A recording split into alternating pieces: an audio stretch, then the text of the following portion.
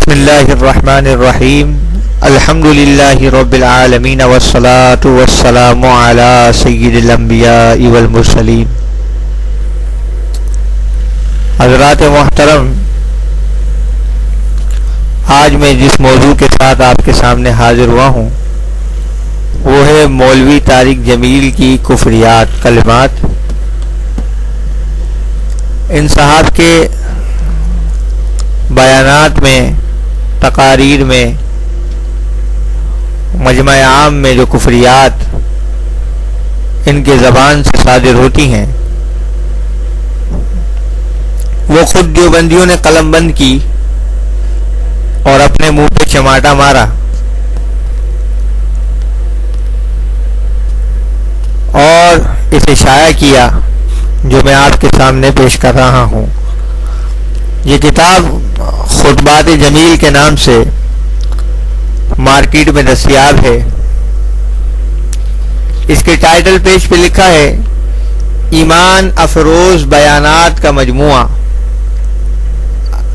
اگر کوئی تھوڑا سا علم رکھنے والا شخص اس کتاب کا مطالعہ کرے تو اس کتاب کو کبھی بھی ایمان افروز نہ کہے گا بلکہ ایمان سوز کہے گا. اس کتاب کے صفحہ نمبر 34 پر آپ ملاحظہ فرمائیں کہ اللہ تبارک و تعالیٰ کی بڑائی بیان کرتے ہوئے ان جناب نے جو کلمات ادا کیے ہیں وہ آسمان پہ بیٹھ کر تربوز کو سرخ کرتا ہے، خربوزے کو سفید بناتا ہے، کریلے کو کڑوا بناتا ہے، گاجر کو میٹھا بناتا ہے، وغیرہ وغیرہ. اب یہ جو انہوں نے الفاظ کہے ہیں کہ اللہ تبارک و تعالیٰ یہ بناتا ہے وہ بناتا ہے، یہاں تک تو ٹھیک ہے، مگر آسمان پر بیٹھ کر کے الفاظ جو ہیں یہ اللہ تبارک و تعالیٰ کے لیے جہت، مکان اور جسم کا ثبوت دیتے ہیں. اور اس معاملے سے متعلق ایک اور جگہ وہ کہتے ہیں صفحہ نمبر 36 پر اللہ ایکسیلیٹر سے پیر ہٹا لے اور اس کی رفتار کو کم کر کے 500 میل فی گھنٹہ کر دے تو 24 گھنٹے کا دن ہو جائے. اب دیکھیں اللہ تبارک و تعالیٰ کا پیر بھی کہہ رہے ہیں وہ بھی ایکسیلیٹر پر. یہ صاحب مجھے لگتا ہے کہ یہ اپنے اوپر اللہ کو قیاس کرتے ہیں. یہ سمجھتے ہیں اللہ میری مثل ہوگا. یہ بھی اپنی اسکوٹر پہ پاؤں رکھتے ہیں اور ایکسیلیٹر دیتے ہیں ہاتھ سے، یا پھر جو ہے کار میں بیٹھ کے اپنے پاؤں سے ایکسیلیٹر دیتے ہیں. تو یہ وہ سمجھ رہے ہیں کہ میرا یہ عمل ہے، اللہ تعالیٰ اسی طرح کرتا ہوگا، نعوذ باللہ. تو یہ آپ نے ایک اور عبارت دیکھی. اب مزید اسی طرح کی عبارتیں اس کتاب میں موجود ہیں، بھری پڑی ہیں. ایک اور جگہ پر یہ صاحب فرماتے ہیں صفحہ نمبر 97 پر، انہوں نے یہاں پر بھی اسی طرح کا ایک جملہ کہا کہ اے مولا تو سامنے ہو، ہم تیرے پاؤں پکڑ لیں.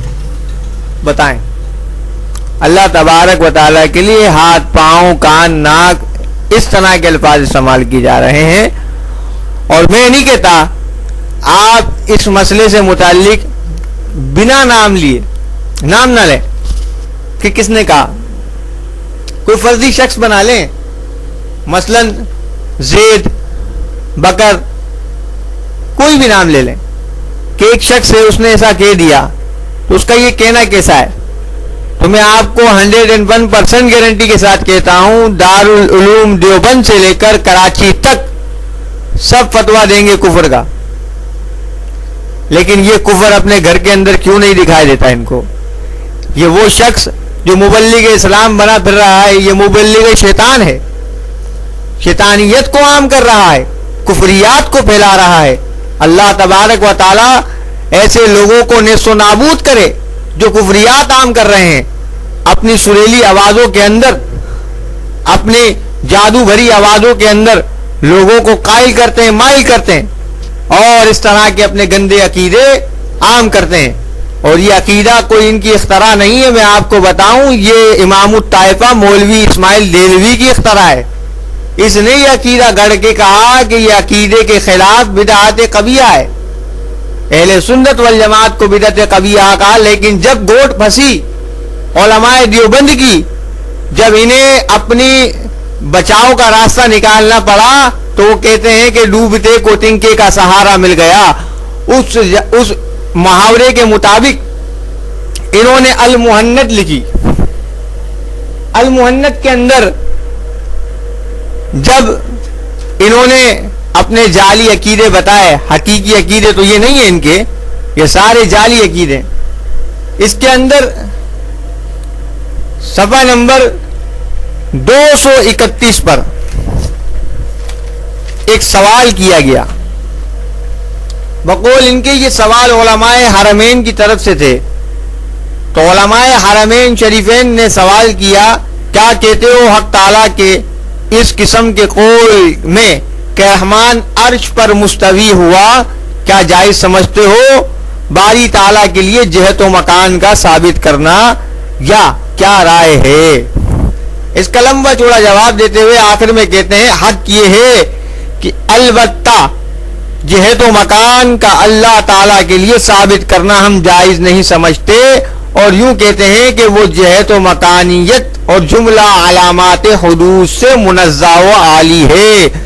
اب دیکھیے یہاں پر تو یہ عقیدہ انہوں نے اپنا بیان کیا, لیکن طارق جمیل ذات تو اس عقیدے کے خلاف چلے گئے.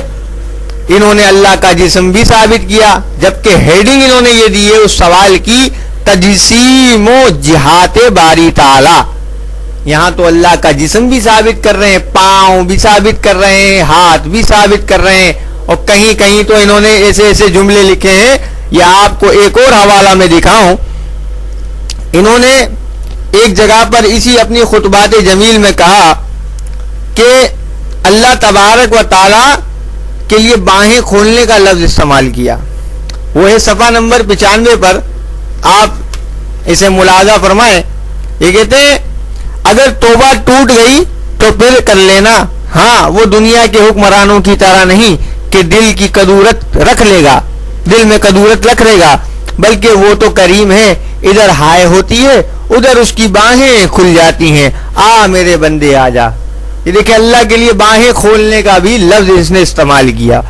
خیر ان تمام الفاظ سے متعلق اگر آپ دیوبندیوں سے فتویٰ لیں تو وہ یقیناً یہی فتویٰ دیں گے کہ یہ کفریہ کلمات ہیں, لیکن جب آپ نام لیں گے تو وہ سکوت اختیار کریں گے اور تعویلیں گڑیں گے.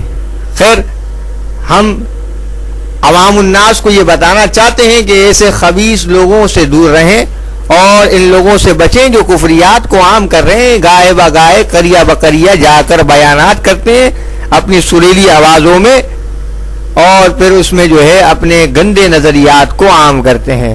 اللہ تعالی ہم سب مسلمانوں کے ایمان کی حفاظت فرمائے, آمین بجاہ النبی الامین صلی اللہ علیہ وسلم. پھر کبھی انشاءاللہ نئے موضوع کے ساتھ ملاقات ہوگی, تب تک کے لیے اللہ حافظ.